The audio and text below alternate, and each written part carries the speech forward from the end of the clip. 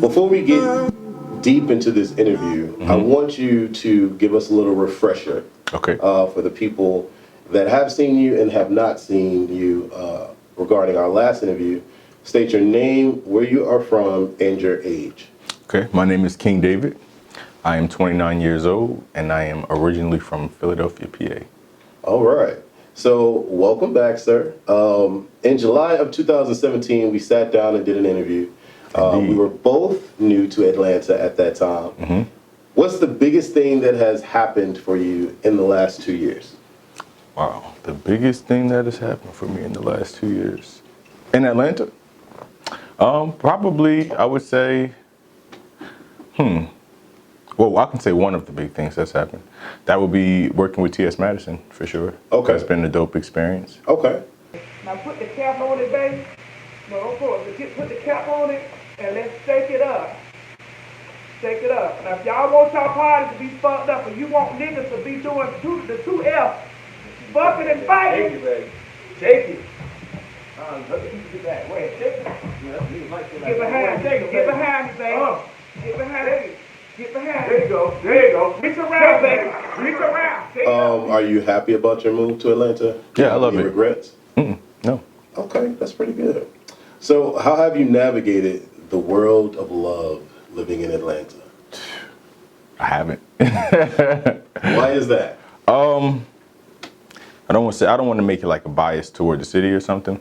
But when I came here, I knew about a predisposition people have about how the dating experience is. So I didn't walk into Atlanta with the idea that I was coming here to meet someone or that would be a thing that would happen. If it does, great. But it just hasn't been a focus for me here. Okay. Yeah. Okay.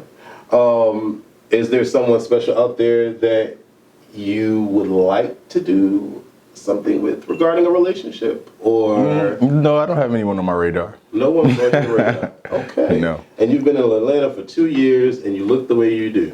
Well, I've been here permanently for one. Now, of course, since 2016, I've been back and forth for projects. Okay. So I familiarized myself over the last 3 years. Okay. Are you still acting? Are you still with the Yes. Triangle crew? Yes. So still doing Triangle. Also, Honest Men is another web series that I'm a part of with Tyson Anthony. And yes. That's on Amazon Prime. I saw it on Amazon Prime. Yep, it's on Amazon Prime. Talk to me about that experience. What has that been like? Honest Men? Yeah. Honest Men's been cool. It was a lot different than the character that I played on Triangle.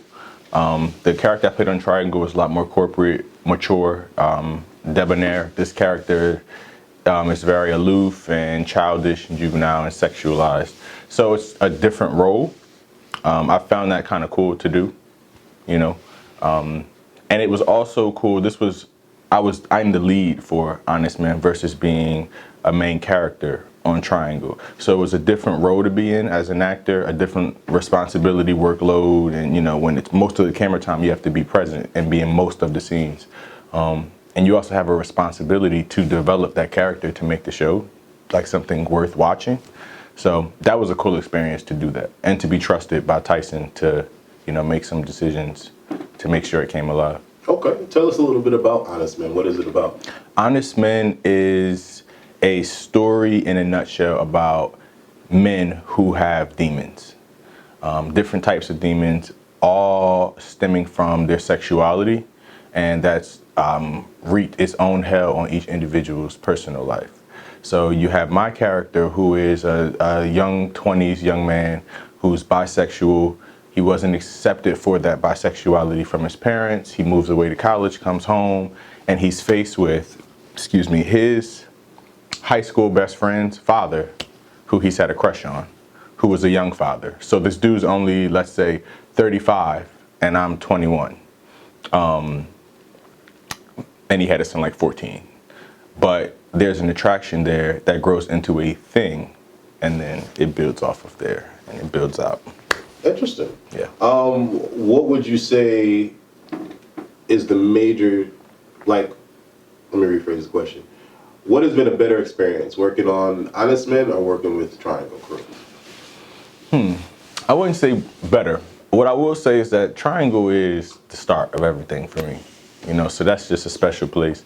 That was the first experience I got in a lot of avenues that prepared me for later things.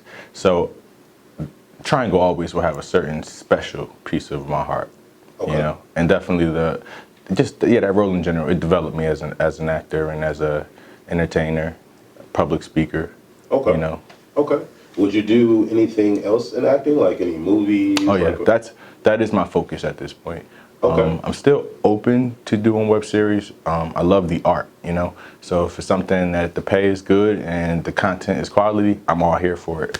But outside of that, I really want to get on the small and the big screen from this point forward. I think that I wanted to take my time and at least feel confident in my ability as an actor, so that when I stepped in a room with other people who are trained, that I could feel like I can compete. But now I'm ready to do that.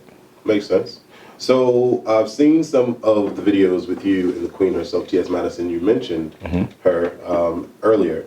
How did you two meet, and what was the goal behind you two coming together for like the cooking show? I've seen cooking shows and yeah. Okay, so initially it was just, of course, I've known her from social media. I followed her for years, and randomly she followed me back at some point, and she was following me. She would comment on some of my stuff, like my stories, and I always posted pictures of food I cooked. And then one day, after us just having like small talk and kind of building like a social media relationship to a small degree, she was like, I want you to give me a call because I have an idea that I want to talk to you about. I had reached out to her after she started replying to my stories. And I'll plug this, my personal trainer, bookings at kvngdavid.com if you're interested. But me being a personal trainer, I reached out to her. I said, you know, it's a celebrity client I can gain in a new city. I'm here to help build clientele. So she didn't decide to personal train with me. She said, I have my own idea. I want you to do a show with me. And I was like, what? And she's like, yeah, I see you cooking. I think you're a good dude. And I'm all about building with people who have potential and pulling people up in my own community. And I thought that was dope of her. And she's, I can say, a year and a half later, she stuck to every word that she made at that moment. So shout out to you, Maddie. I love T.S. Madison. Yeah. She is a very genuine, good personality, just great person overall. Absolutely. In our last interview, you said that Will Smith was your favorite actor. Is that still true? And what do you think about his overwhelming success with his social media? Yes, Will Smith is still my favorite actor. And what do you mean by his overwhelming success with social media? Like it has allowed us to get to see him more. Oh, for sure. In terms of like us just being able to see him in a show or a movie. And we get to see how quirky and corny and cool and just absolutely awesome that he is.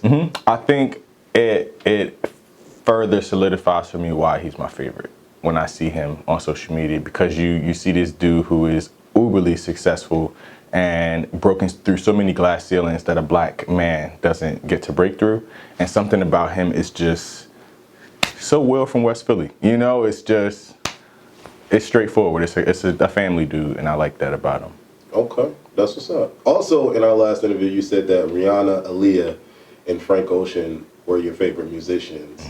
Is that still true today? Yes. Would you add some people to that list? I would add Dawn Richard to that list. Okay. If I had not mentioned her the last time. Let me see. Let me add someone new. Who's new? That I could add SZA. Lightly, she can't be like an all-time top, but she's someone new school that I feel has produced a body of work that's so quality it's going to last a decade from now. That album, you'll still be like, oh, I remember this album. You know, so definitely her. What about Summer Walker? People are. I'm catching up. I'm not. I put the album in I added it to my library. It's in queue, so I haven't gotten to it, but I've been hearing good things. I heard it's like the vibes of SZA, not quite at the level of lyrical content and, you know, composition that SZA created, but still that same vibe, something that you enjoy. It's like, I get like the vibe of SZA with the visual of City Girls. It's very interesting. I gotta check this out. It's very interesting because I went to New York recently. I haven't been in a while, but I went to New York 2 weekends ago. And a friend of mine was like, have you heard of Summer Walker? And I was like, who? And so as soon as she showed me her, I was like, she looks like she could be a third member in the City Girls. Yeah.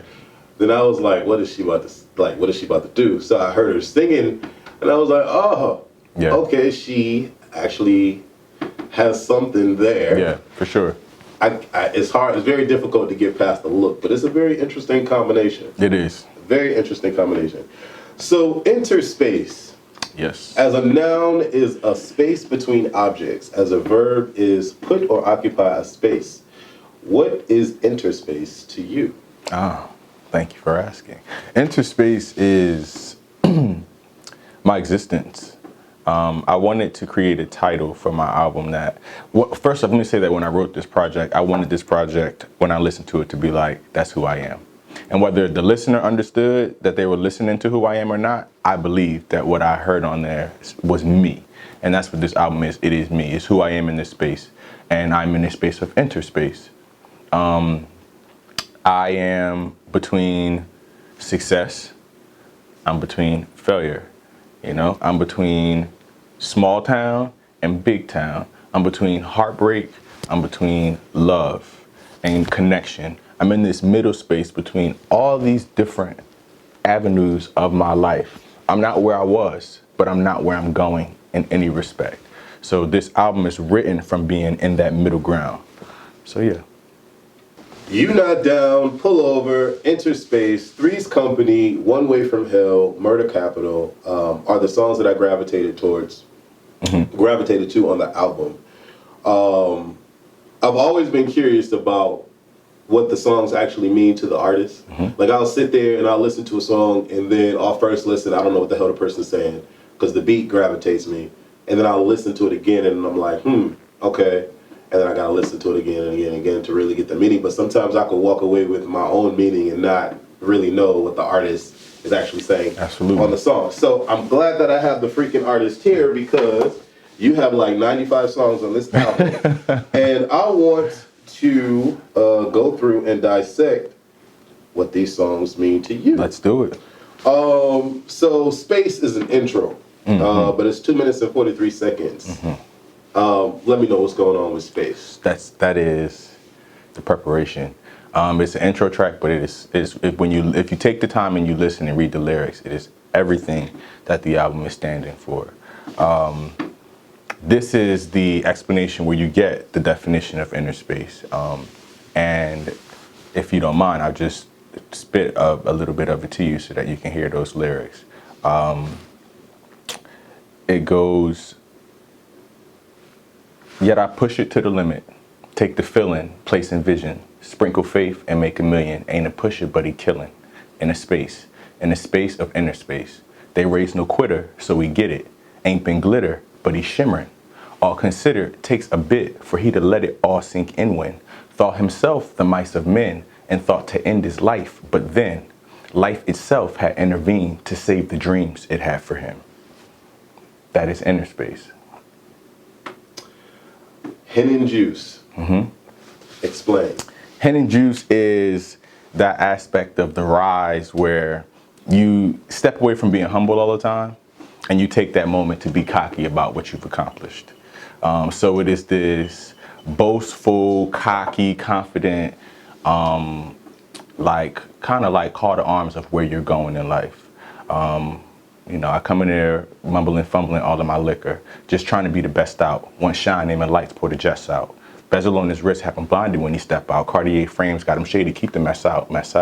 So it's just a very like, I'm the man, this is where I'm going, and I'm focused type of song.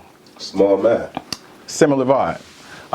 More bouncy, more fun, less aggressive, but all about the belief that you're going somewhere and you're not stopping until you get there. It's the hunger. Okay. You Not Down. You Not Down is for every motherfucker out there who had an opportunity to have a friend, a lover, or relationship from a family perspective and ruined it.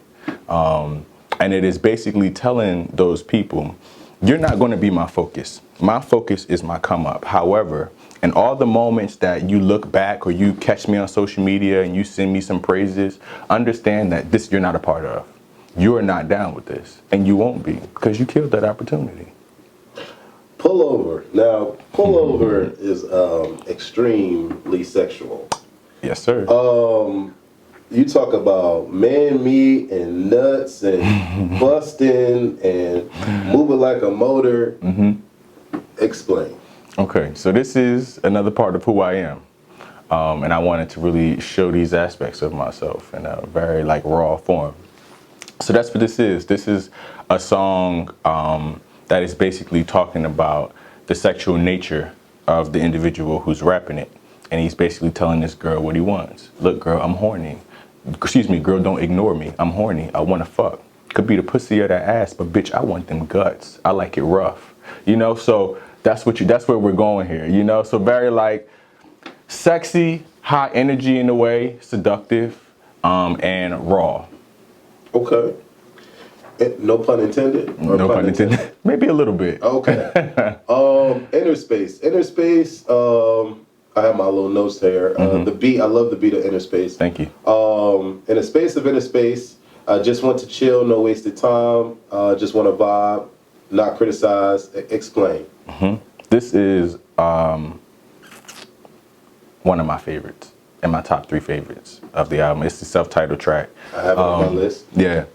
It is a very, first off, I wanted to write this song. It sits in the middle between Pull Over and Three's Company, which are very sexually driven songs. So I wanted it to have this balance to carry it through in the album where it's sexual and it's feeling, just want to vibe, not criticize, just want to chill, no waste of time, you know I'll rub it. So I wanted to have that feel, but talk about real things. So that second verse it's about being in a space where you're not ready to be in love with somebody. You're not ready to make that full commitment, but you are a decent dude. You have a lot of things to offer. And if somebody would be just willing to accept it at face value for where you are, they could enjoy what comes with that space with you. So the second verse is, well, it seems I'm kind of open. That's my heart that you've been stroking. You've been poking at a bear, won't be surprised if he's provoking. Not the best with these emotions, not the best to put in motion what you hoping and you wishing would be spoken. Listen, I've been looking after healing. I've been trying to find the feelings. No complaints though, I've been chilling. No, for real though, I've been chilling. Couple shorties I've been killing. But that's it though. Chill, yo. Never promised nothing but these babies, not no kids, ho.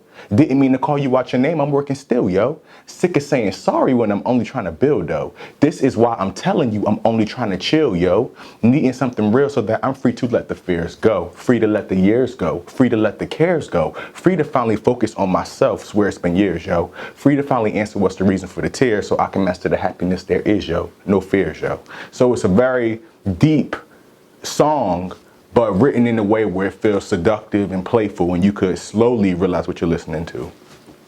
Three's Company. Now, I don't know if I got these lyrics right, but I'm just going to say what I heard. Okay.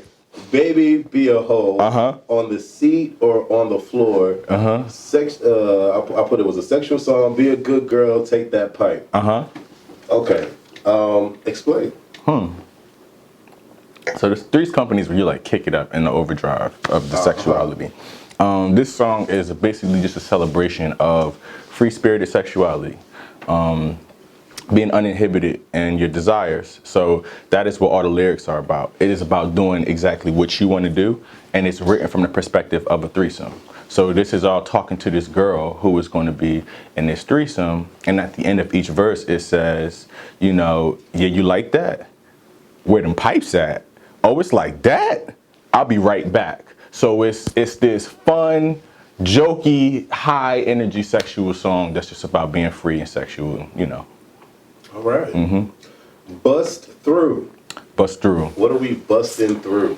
So Bust Through actually is it's like a cult song that I made for like my core fan base, because a couple years ago I was out with a friend on her birthday and we're just in the streets and we're drunk, and I just started saying, bust through with the bust through, wop wop, bust through with the bust through, wop wop wop, and my fans kept commenting on my stuff with it. So I was like, when I produce my next album, I'm going to make that a song. So that's where the song started from. But it's just that song in itself is just talking about my struggle. It's talking about the hard work I put into music and, you know, building these things up, and people not paying attention and people not caring. Once upon a time not long ago where they lived life fast and they're scared of growth, Philly, there was a little nigga started making hits. No one gave him any time. No one gave a shit. No one he could ask, no one lifted a hand, so we went about the city and devised the plan, ATL. So it's just telling this story about how I came and kept hustling, and it's saying to keep focusing, and we're gonna bust through with the bust through. So. Okay. How to pimp a butterfly? Why would you want to pimp a butterfly? Why do they want to pimp a butterfly? Why do they try? But that is a song. So we all know what a butterfly is. It started as a caterpillar. It is in its state of, you know, being in its full potential. All right. So how do you pimp someone at their full potential? That is what the song is. And it's saying to approach it, basically it's this city girl, Little Kim-esque vibe of subject matter, where typically you see women write these songs about getting money and using their looks and prowess and power to get what they want, and kind of having like a, you know, an indignant attitude about it, like, what's the problem? That's how I move, you know? So this is a song written from the perspective of a playboy that's saying the same thing. Dick ain't free. This is a new trend, ho. You know, that's one of the lines in the song. So it's just about that. Yeah, I was trying to find another lyric real quick to pop off with, but it's all about just being the man. Okay. Yeah, it's about being the man, and if you don't have what I need, then that's fine. But someone else will, so move out of my way. You can't pimp a butterfly. I had a dream. Believing in yourself. No limit, no finish. Keep going to the ending, winning. No quitter, fuck bitter. Making niggas reconsider, king spitter. You know? That's how we do it. One Way from Hell is my favorite song on the entire album. Yeah? And I just, from the way it starts, it just puts me in the mood, and I just feel like it's just so hot. The song, everything is so hot. What the hell is this song saying with you? Wow. One Way from Hell was written when me and my ex-fiance were in one of the final phases of our relationship. But in the phase we both wanted it to still work. Nobody was done. It just wasn't going how we planned it. And we were on this month break where we weren't speaking, and I didn't know what was going to happen in the relationship, and I wrote this song. I wrote this song January of 2018. And it is an expression of everything that is wrong with where we currently were. All the mistakes we had made, decisions we had made out of what we thought were mature minds, but that had backfired. And that it's explaining what has gone wrong. The fact that this girl now doesn't even know if the person she's with loves her or not. Or if he sees her as a friend now. The intimacy is in question. And the song ends with this mantra of you just repeating, come back. Come back, come back, come back. So it's like that. It's that things ain't right, but I want to fight for it. Energy. Okay, so I walked away with that understanding, so I feel good about that. Yeah. Because I was like, if I was championing this song and didn't even know what the hell it said, would have been a problem. But the song is so hot. One Way from Hell is my favorite track on there. Murder Capital is another good song as well. So what I got from that, this is my basic understanding of it. You're talking about black people dying. I heard references of us killing each other, and I heard references of cops killing blacks. So, like, explain Murder Capital. I wanted to write a song that felt like a vibe more than like some cheesy like Black Power song, but I wanted to bring up the subject matter. So that's what Murder Capital